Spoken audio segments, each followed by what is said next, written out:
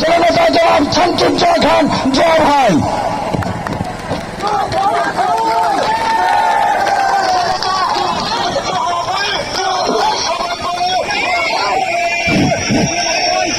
বিসমিল্লাহির রহমানির রহিম।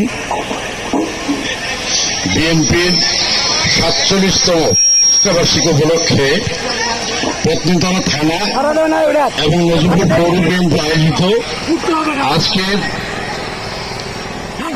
র্যালি অনুষ্ঠানের শেষে সংক্ষিপ্ত বক্তব্যে সম্মানিত সভাপতি, উপস্থিত নওগাঁ জেলা থেকে আগত বিএনপির সাংগঠনিক সম্পাদক নুরে আলম মিঠু, খায়রুল আলম গোল্ডেন এবং আমার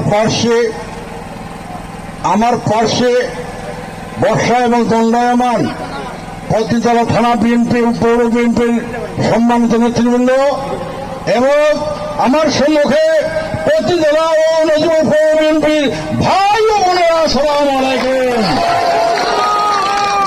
অনেকক্ষণ ধরে রাস্তায় হেঁটেছেন, একটু ধৈর্যচ্যুতি ঘটেছে বুঝতে পারতেছি। আমি ভেবেছিলাম তবু অবস্থায় তবুও ধারণ করতে পেরেছি যে আমার যদি গরম লাগে আপনাদের হেঁটে কেমন লাগে, তাই সময় বেশি নষ্ট করা যাবে না। কিছুক্ষণের মধ্যে মাগরিবের আযান হবে। আমি প্রথমেই আমি এবং আমার পরিবার পরিজনের পক্ষ থেকে আপনাদেরকে আন্তরিক মোবারকবাদ জানাই। আপনাদেরকে জানাই আন্তরিক মোবারকবাদ। সামান্যতম সময়ে দাওয়াতে আপনারা এসে আমাদের এই প্রোগ্রামকে, এই সভাকে, এই কর্মসূচিকে সাফল্যমণ্ডিত করেছেন। এর জন্য পত্নীতলা থানা বিএনপি, নজরুল পৌর বিএনপি এবং সকল ইউনিয়নের বিএনপির নেতৃবৃন্দকে জানাই আন্তরিক শুভেচ্ছা এবং মোবারকবাদ জানাই। প্রিয় ভাইরা আমার,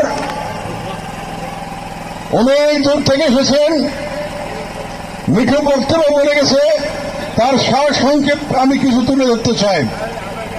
ওই বাঘিনী হাইনা হাসিনা ওই 5 তারিখে পালায়ে চলে গেল। হাসিনা কিন্তু তার সাঙ্গ পাঙ্গনের সামান্য কিছু লোক নিয়ে পালায় গেছে। আর গোটা বাংলাদেশে তার যে হুজুম পেশাগুলা এখনো কিন্তু আছে, আমাদের অনেক নেতার ঘাড়ের সাথে তারা আত্মীয়তা করতেছে। ভাই একটু বলি, দয়া করে শোনেন। 17 বছর ধরে আওয়ামী লীগ আমাদের কোন আত্মীয় ছিল না। আর 11 বছর আওয়ামী লীগ কিভাবে আত্মীয় হয় এটা বুঝতে বা ভাবতে আমার